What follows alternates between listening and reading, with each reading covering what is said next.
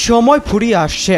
সুন্দরবনের বাঘ থেকে শুরু করে উপকূলের মানুষ সবার মাথার উপর ঝুলছে মহাপ্রলয়ের তরবারি। প্রকৃতি আমাদের শেষ আলটিমেটাম দিয়ে দিয়েছে। কোনো যুদ্ধ নয়, কোনো পারমাণবিক বোমা নয়, প্রকৃতির এক নীরব ঘাতক প্রতি মুহূর্তে গিলে খাচ্ছে বাংলাদেশকে। মেঘভাঙা বৃষ্টি আর আচমকা ধেয়ে আসা পাহাড়ি ঢল। কোনো প্রস্তুতি নেওয়ার আগেই মাত্র কয়েক মিনিটে সবকিছু লণ্ডভণ্ড করে দেওয়ার নামই আকস্মিক বন্যা।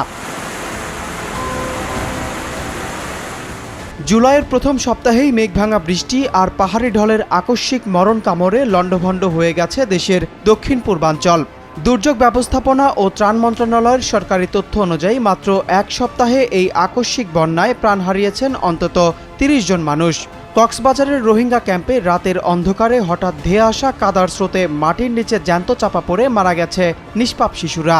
কোনো কিছু বুঝে ওঠার আগেই মুহূর্তের মধ্যে নিখোঁজ আর আশ্রয়হীন হয়ে পড়েছে হাজার হাজার পরিবার। আকস্মিক বন্যার সবচেয়ে বড় ভয়ঙ্কর রূপ হলো এর গতি। পাহাড়ি ঢলের তোড়ে চোখের পলকে বুক চিরে দুই ভাগ হয়ে গেছে খাগড়াছড়ি রাঙামাটির প্রধান সড়ক। চট্টগ্রাম কক্সবাজারের কোটি টাকার নতুন রেললাইন কয়েক ঘন্টায় চলে গেছে পানির নিচে, যেখানে ১,০০০-এর বেশি যাত্রী নিয়ে আটকে ছিল জ্যান্ত একটা ট্রেন। খামারিরা কিছু বুঝে ওঠার আগেই এক নিমিষে ভেসে গেছে ৭,৪০০টি মাছের খামার, যার আর্থিক ক্ষতি প্রায় ৩৯ কোটি টাকা। ভৌগোলিক কারণে বাংলাদেশ ঐতিহাসিকভাবেই বন্যাপ্রবণ। দেশের ইতিহাসের সবচেয়ে বিধ্বংসী বিপর্যয়টি ঘটেছিল ১৯৮৮ সালে।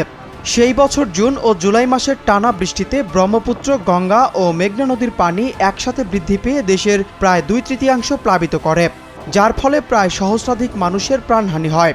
এরপর ১৯৯৮, ২০২২ এবং ২০২৪ সালেও দেশ ভয়াবহ বন্যার সম্মুখীন হয়েছে। বিজ্ঞান বলছে বৈশ্বিক উষ্ণায়নের কারণে পৃথিবীর তাপমাত্রা প্রতি ১ ডিগ্রি সেলসিয়াস বাড়লে বায়ুমণ্ডলের জলীয় বাষ্প ধরে রাখার ক্ষমতা প্রায় ৭% বৃদ্ধি পায়। এর সোজা অর্থ আকাশে এখন স্বাভাবিকের চেয়ে বহুগুণ বেশি পানি জমা হচ্ছে। নাসার বিজ্ঞানীরা একে বলছেন স্কাই রিভার বা আকাশের নদী। এই বিশাল পরিমাণ জলীয় বাষ্প যখন বাংলাদেশের ওপর বা হিমালয়ের পাদদেশে এসে পৌঁছায়, তখন মেঘ আর পানি ধরে রাখতে পারে না। মাত্র কয়েক ঘন্টায় নেমে আসে কয়েক মাসের সমান মেঘভাঙা বৃষ্টি, আর সেই কোটি কোটি লিটার পানি পাহাড়ি ঢল হয়ে নিমিষেই ভাসিয়ে নিয়ে যায় বাংলাদেশের সমতল ও নিম্নাঞ্চলকে। গত এক সপ্তাহের টানা বৃষ্টি আর বন্যা আঘাত করেছে মানুষের স্বাভাবিক জীবনে। সবচেয়ে সংকটাপন্ন অবস্থায় রয়েছে পার্বত্য জেলা বান্দরবান এবং পর্যটন নগরী কক্সবাজার। গত ২৪ ঘন্টায় রেকর্ড ৪০১ মিলিমিটার বৃষ্টিপাত নথিভুক্ত করেছে কক্সবাজার আবহাওয়া অফিস। রোহিঙ্গা ক্যাম্পে ভয়াবহ পাহাড় ধসে মৃত্যু হয়েছে অন্তত ৪ শিশুর। এখন প্রশ্ন হলো, গ্লোবাল ওয়ার্মিংয়ের এই আকস্মিক ধ্বংসলীলা রুখতে পারবো কি আমরা, নাকি আমাদের চোখের সামনেই চিরতরে সমুদ্রগর্ভে হারিয়ে যাবে আমাদের অহংকার প্রিয় বাংলাদেশ?